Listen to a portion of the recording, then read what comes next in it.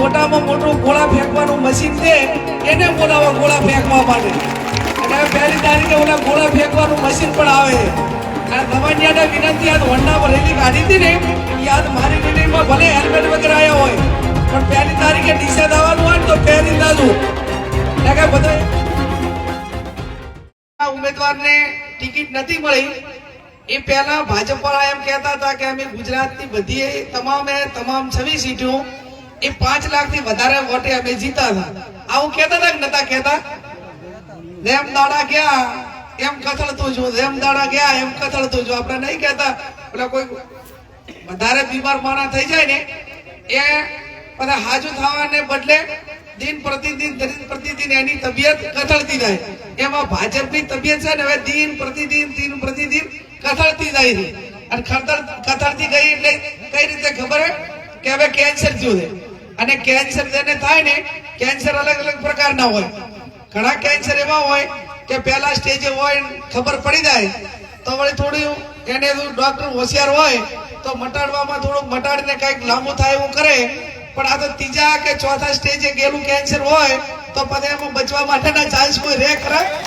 એટલે હવે આમનું છેલ્લા સ્ટેજે કેન્સર આવ્યું અને છેલ્લા સ્ટેજે આવ્યું છે એટલે આપણે હવે માત્ર એને મતદાન જ કરવાનું છે, બીજું કઈ કરવાનું છે. કે હવે કેન્સર વાળું માણસ ભલે વાત્ય મારે પણ એ ઉઠી નાખે. એ હવે મગજ માનસિકતા એ શું કરે એનું કઈ નક્કી ના રહે. અને એટલા માટે કરીને આપ સૌ 7મી તારીખે કોંગ્રેસના પંજાને વોટ આપી વિજય બનાવજો. આ બે 5 લાખની વાત કરતી હતી. જ્યારથી આપણે ટિકિટ જાહેર થઈ પછી એમાંથી ઘટાડતા જાય. હવે કે 2 લાખ દીધા, 1.5 લાખ દીધા, હવે કે વિલું વિલાયું. એટલે તમને તો એવડો મોટો ફાંકો હતો ને એવડું મોટું ઘમંડ ને અભિમાન હતું તો હવે CR પાટીલ ને મુખ્યમંત્રી આ રોજ બનાસકાંઠાનું અપડાઉન કેમ કરે છે? તમને બીજી કોઈ સીટમ ટાઈમ નહીં મળતો, બનાસકાંઠા તમને દેખાય. અને એટલોય ના હાર્યું આખા જિલ્લાના દેવોલી બધી બહારની જે તોપુન મિસાઇલો મોટી બળકા ફેંકતી હતી ને કે હું તો ગમે રબર સ્ટેમ્પમાં આપનું તો દીતાડી દઉં. હું એ દીતું, મારો હાળીએ દીતે, હિયારીએ દીતે, ભાજપ વાળાનું કોઈનું ના ચાલે, હું કોઈ જવાબી. એટલે હવે તો 9 લે છે 13 તૂટે. અને એમને તો એમ કીધું કે ભાઈ હવે અમે તો આ બધું સ્વીકારી લીધું, અમારાથી કઈ થાય એમ નથી. CR પાટીલ ને બોલાયા કે અમારે હવે મેળ નથી આવે.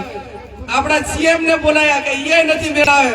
તો કે હવે આપણે ભારતમાં સૌથી મોટામાં મોટું ગોળા ફેંકવાનું મશીન છે એને બોલાવો ગોળા ફેંકવા માટે. અને હવે પહેલી તારીખે ઓલા ગોળા ફેંકવાનું મશીન પણ આવે. અને દમણિયાને વિનંતી આજ હોન્ડામાં રેલી કાઢી હતી ને યાદ મારી રેલીમાં ભલે હેલ્મેટ વગર આવ્યા હોય પણ પહેલી તારીખે ડીસા દાવાનું હોય ને તો પહેરી દાદું. એટલે કે બધા એક આ તો ગોળા સુરક્ષિત માથું રાખવા માટે હેલ્મેટ જરૂરી છે. અને એવો ફેંક છે ને બહુ વાંધો નહીં આવે, કદાચ ડીસાને કૂદીએ જાય અને નદી આમ જાય તો નાનું તો ફેંકતા જ નથી. એવડું ફેંકે કે એને તું પ્રવાહીમાં રૂપાંતર કરે ને તો દરિયો થાય. અને જો એને ઢગલામાં રૂપાંતર કરવાનું હોય ને તો હિમાલય પહાડ નાનો પડે. આવડું મોટું ફેંકે. અને કપા આપણે 10 વર્ષથી તમામ પ્રકારના બધામાં જોઈએ છે. આજે ગેસના બાટલાના ભાવ શું, યુરિયા ખાતરના ભાવ શું, આજે પેટ્રોલ ડીઝલ ક્યાં, મોંઘવારી ક્યાં, ખેડૂતને 2000 રૂપિયા હાલે ખાતરનો વજન હતું ને એ 5 કિલો ઘટાડી નાખ્યું. આ બાજુ બધું વાળી જુડી અને હતું અહીંયા લાઈન મેલેલું. અને એટલા માટે કોંગ્રેસ પાર્ટી જે કે કરે છે. આ વખતે પણ એમણે ચૂંટણી ઢંઢેરામાં લીધું છે કે તમારા બધાના આશીર્વાદથી કેન્દ્રમાં કોંગ્રેસની સરકાર બને તો સૌથી પહેલા ખેડૂતોની દેવા નાબૂદી માટે સૌથી પહેલો વાયદો એ કોંગ્રેસે ખેડૂતોના દેવા નાબૂદી માટે આપ્યો.